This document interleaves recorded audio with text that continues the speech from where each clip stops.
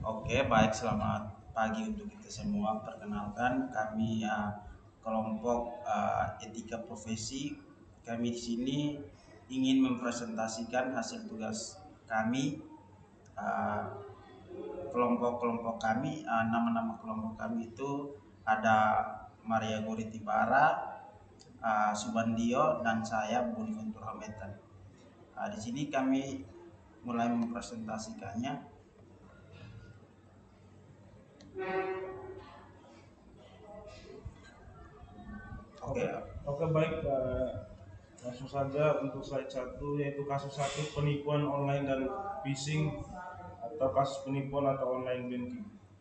Yang pertama, dampak individu yang menjadi korban kehilangan uang, sementara bank atau perusahaan jasa keuangan bisa mengalami kerugian reputasi. Terus modus, pelaku mengirimkan email atau pesan yang tampaknya berasal dari bank, meminta korban untuk mengklik link dan memasukkan data pribadi seperti nomor rekening dan password. Data ini kemudian digunakan untuk melakukan transaksi ilegal. Kemudian pelaku kejahatan dunia maya atau cyber kriminal yang mungkin beroperasi secara individu atau dalam kelompok. Kerugian kemudian individu, kerugian finansial akibat penipuan serta pencurian identitas dengan perusahaan. Bank atau lembaga keuangan akan kehilangan kepercayaan pelanggan dan dapat dikenai denda akibat tidak dapat melindungi data nasabah yang baik. Kemudian negara, keamanan transaksi digital secara keseluruhan terancam yang bisa mengurangi kepercayaan terhadap sistem perbankan nasional. Lanjut bisa dua, tiga. Kaitan dengan undang-undang. Terkait dengan Undang-Undang IT 2024, pertama pasal terkait pasal 28 ayat 1 tentang penyebaran informasi yang menyesatkan dan pasal 32 yang mengatur tentang penipuan online atau pemalsuan informasi untuk tujuan tertentu. Sanksi, pelaku dapat dikenakan hukuman pidana penjara dan denda yang lebih berat jika terbukti menyebarkan informasi palsu atau terlibat dalam penipuan yang menyebabkan kerugian besar bagi korban. Pasal pada Undang-Undang IT 2024 ancaman hukumannya lebih ketat dengan sanksi penjara hingga 6 tahun dan denda hingga 1 miliar. Perbedaan dengan Undang-Undang IT 2008. Undang-Undang IT 2008 lebih banyak fokus pada transaksi elektronik dan pencemaran nama baik. Pasal 27, sementara Undang-Undang IT 2004 lebih tegas dalam mengatur penipuan dunia maya dan memberikan sanksi lebih berat terhadap pelaku kejahatan cyber yang merugikan masyarakat dan perusahaan. Kemudian Undang-Undang ITE 2024 juga lebih menekankan pada perlindungan data pribadi yang kini lebih terjaga melalui kewajiban platform digital untuk menjaga kerahasiaan informasi pengguna. Lalu untuk hubungan dengan undang-undang UUD 1945 itu pasal yang pertama pasal 1 pasal 28 D UUD 1945, setiap orang berhak atas pengakuan, jaminan perlindungan dan kepastian hukum yang adil. UU ITE 2024 memberikan perlindungan terhadap individu yang menjadi korban penipuan online. Lalu yang kedua itu pasal 28G UUD 1945 itu berbunyi tentang mengatur hak setiap orang untuk mendapatkan perlindungan diri dan rasa aman.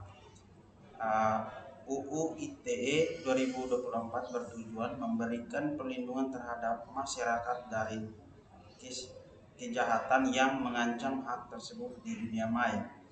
Lalu yang ketiga, pasal 30 D 145 berkaitan dengan perlindungan negara terhadap ancaman keamanan digital yang bisa merusak infrastruktur dan ekonomi negara. Penipuan online juga dapat mempengaruhi stabilitas ekonomi nasional. Lalu untuk kasus yang kedua, penyebaran hoax di media sosial, kasus hoax COVID-19. Dampaknya, penyebaran hoax dapat menyebabkan kepanikan publik, mengganggu ketertiban sosial, dan bahkan menghambat upaya pemerintah untuk menangani pandemi.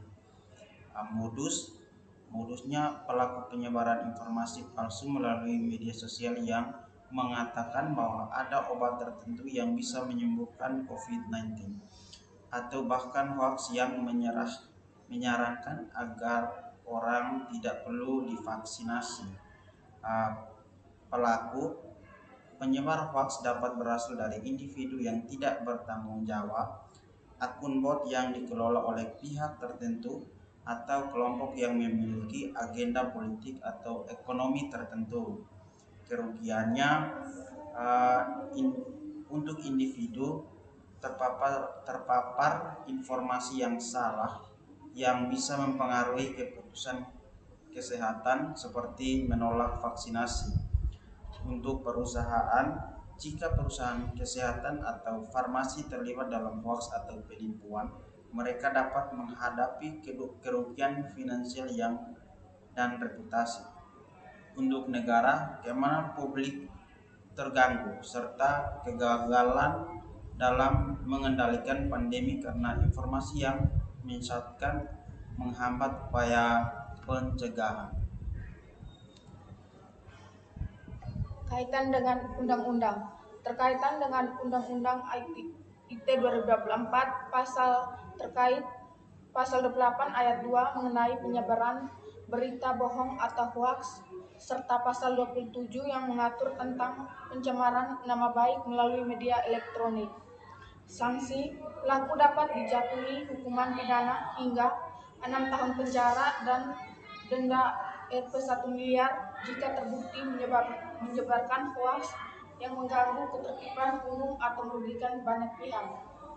Perbedaan dengan UU ITE 2008. UU ITE 2008 mengatur tentang pencemaran nama baik melalui media elektronik, namun tidak cukup menekankan penyebaran informasi yang merugikan dalam konteks yang lebih luas seperti hoaks dan ujaran kebencian. UU ITE 2024 lebih eksplisit dalam mengatur penyebaran hoaks sebagai kejahatan siber yang memiliki dampak sosial luas. UU ITE 2024 juga lebih menjelaskan tanggung jawab platform media sosial dalam memblokir atau menghapus konten yang mengandung hoaks atau berita palsu. Hubungan dengan undang-undang. Hubungan dengan Undang-Undang 1945 1. Pasal 28 UUD 1945 mengatur hak setiap orang untuk bebas berpendapat dan memperoleh informasi. Namun, kebebasan ini juga dibatasi oleh tanggung jawab sosial, sehingga penyebaran hoaks yang merugikan bisa dikenakan sanksi. Yang kedua, pasal 28G Undang-Undang 1945 mengatur perlindungan terhadap keamanan pribadi yang terancam jika hoaks atau informasi palsu menyebar dan merusak reputasi atau keamanan individu atau kelompok. Yang ketiga, pasal 33 Undang-Undang 1945 mengatur perekonomian nasional yang bisa terganggu oleh hoaks yang mempengaruhi pasar atau stabilitas sosial, sehingga UU ITE 2024 berperan dalam menjaga keseimbangan ekonomi. Kasus 3, perundangan atau siber. Kasus-kasus referensi pemuda. Yang pertama, dampak individu terutama anak muda dapat menderita kerusakan mental atau emosional yang dapat berjuang pada depresi, gangguan kecemasan atau bahkan tindakan ekstrem seperti bunuh diri. Yang kedua, modus. Pelaku menggunakan media sosial untuk mengirimkan pesan kasar, ancaman atau komentar negatif terhadap korban. Seiring kali dilakukan dengan cara anonim, perundangan ini dapat menyebar luas karena viralnya konten di platform sosial. Yang kedua, pelaku bisa berupa individu yang memiliki konflik pribadi dengan korban atau orang asing yang hanya ingin menyakiti. Kerugian: individu kehilangan rasa aman, gangguan psikologis, dan kerusakan citra dari yang bisa berlangsung lama. Yang kedua, perusahaan platform menjadi media sosial bisa dikenai sanksi atau kehilangan pengguna jika tidak dapat mengontrol konten berbahaya. Yang ketiga, negara. Kerugian karena kesehatan mental masyarakat dan mempengaruhi produktivitas dan stabilitas sosial. Oke, baik. Kaitan dengan undang-undang.